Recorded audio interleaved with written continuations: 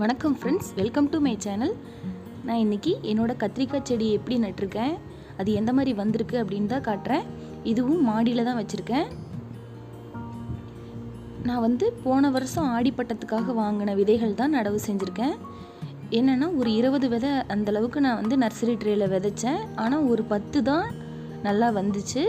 மீதியெல்லாம் முளைச்சி ஒரு மாதிரி கருகி போயிடுச்சு. ஒரு சிலதெல்லாம் சின்னதாகவே இருக்குது, வளர்ச்சி கம்மியாக இருக்குது.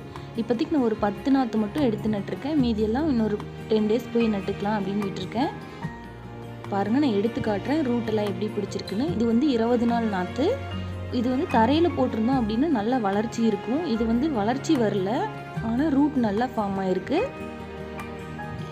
இது நர்சரி ட்ரேக்கு நான் வெறும் காயர் பித்தும் கொஞ்சமாக சாணி மண் மட்டும்தான் கலந்தேன்.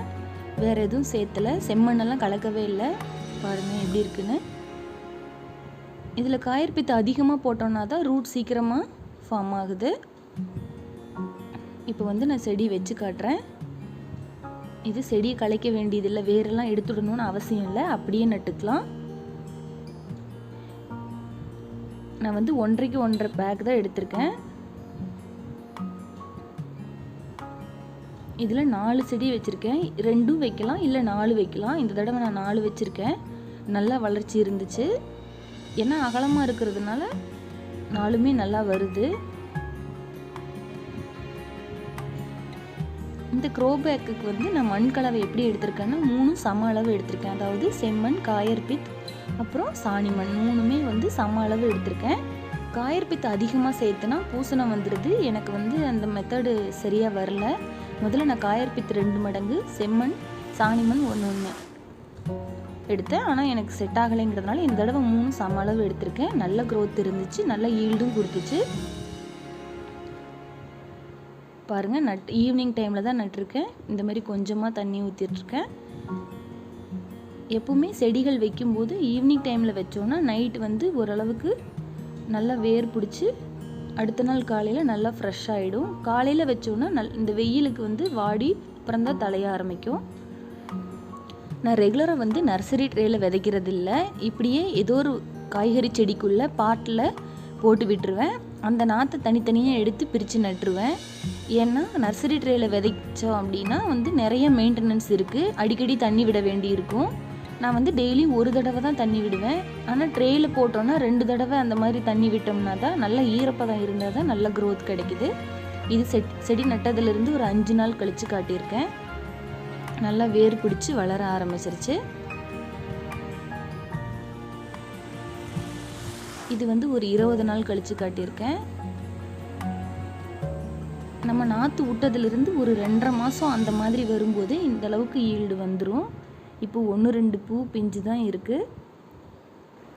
இது ஆக்சுவலாக நான் ஊதா கத்திரி அப்படின்னு நினச்சி வாங்கினேன். நான் அதுதான் ஆர்டர் போட்டேன். கவர்லேயும் அப்படி தான் எழுதியிருந்தாங்க. ஆனால் வெள்ளை கத்திரி தான் வந்திருக்கு. நான் எதிர்பார்க்கவே இல்லை. பாருங்கள் எவ்வளோ தளன்னு நல்லா இருக்குது.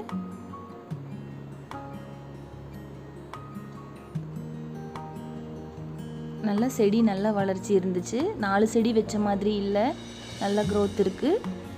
நான் ரெகுலராக 1-2 தான் வச்சு பார்த்துருக்கேன். இந்த டைம் 4 ட்ரை பண்ணேன், நல்லா வந்துட்டுருக்கு. இப்போ அடுத்தது முள்ளு கத்திரி காட்டுறேன். இது பாட்டில் போட்டு அப்படியே எடுத்து நட்டது தான். பாருங்கள் இலையோட வளர்ச்சி எவ்வளோ பெருசாக இருக்குன்ட்டு. நான் இதுதான் முதல் டைமாக நான் முள்ளு கத்திரி ட்ரை பண்ணியிருக்கேன். ரொம்ப சூப்பராக இருந்துச்சு. செடி நட்டதுலேருந்து ஒரு 1 மந்த் கழித்து ரொம்ப ஆச்சரியமாக ரொம்ப நல்ல வளர்ச்சி கொடுத்துருக்கு. பூ பிஞ்செல்லாம் நிறையவே வச்சிருச்சு. சீக்கிரமாகவே காய்க்கவும் ஆரம்பிச்சிருச்சு. இந்த தொட்டியில் பார்த்தீங்கன்னா மண் கலவை ரொம்ப அதிகம். மண் தான் நிறையா போட்டிருக்கேன். சாணி மண் கம்மியாக தான் சேர்த்துருக்கேன். அதனால முள்ளு கத்திரிக்கு ரொம்பவே இது சூட்டபுளாக இருந்துச்சு. அதனால நல்லா ஹைட் வந்துருச்சு. இடுப்பு உயரம் வரைக்கும் வளர்ந்துருக்கு. இது பச்சை கத்திரி. மொத்தம் 3 கத்திரி செடி நான் வச்சுருக்கேன். முள்ளு கத்திரி, வெள்ளை கத்திரி, பச்சை கத்திரி. பச்சை கத்திரி செடியும் அதுவும் ஒரே மாதிரி இருக்கும். கத்திரிக்காய் பறிக்கிறதுல சிரமம் இருக்கும். நம்ம டெய்லியும் பார்த்துக்கிட்டே இருக்கணும். சின்ன சின்ன பூச்சி தாக்குதல்லாம் இருக்குது. நான் அதிகமாக வேப்பெண்ணெய் தான் ஸ்ப்ரே பண்ணுறேன். வேறு எதுவும் மெயின்டைன் பண்ணல.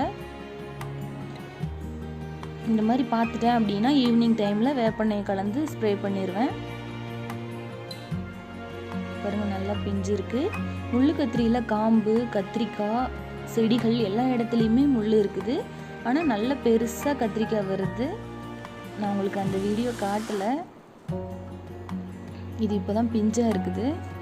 ஒரு 4 காய் போட்டோம் அப்படின்னாலே ஒரு அரை கிலோ அந்த மாதிரி வந்துடும். அவ்வளோ பெருசாக வரும். விதையும் அதிகமாக இருக்காது.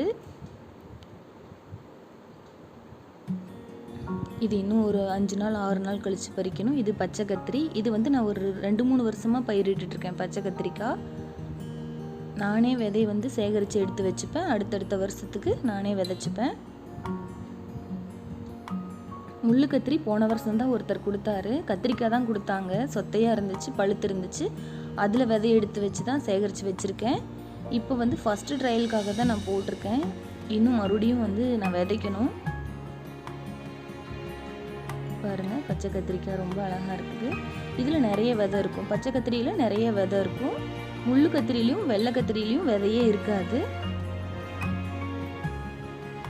ஆனாலும் வந்து நம்ம ஆர்கானிக்காக வளர்த்துறதுனால ஒன்றும் பிரச்சனை இல்லை. எந்த செடி வேணாலும் வச்சு வளர்த்தலாம். இது வந்து வளர்த்துறது ரொம்பவே ஈஸி. எல்லாருமே ட்ரை பண்ணுங்கள். அப்போவெல்லாம் கத்திரி செடி இல்லாத வீடே இருக்காது அப்படின்னு சொல்கிற அளவுக்கு எல்லாருமே வந்து வீட்டோட பேக் சைடில் அந்த மாதிரி நம்ம கிச்சன் தண்ணி போகிற இடத்துல வச்சு நடுவாங்க.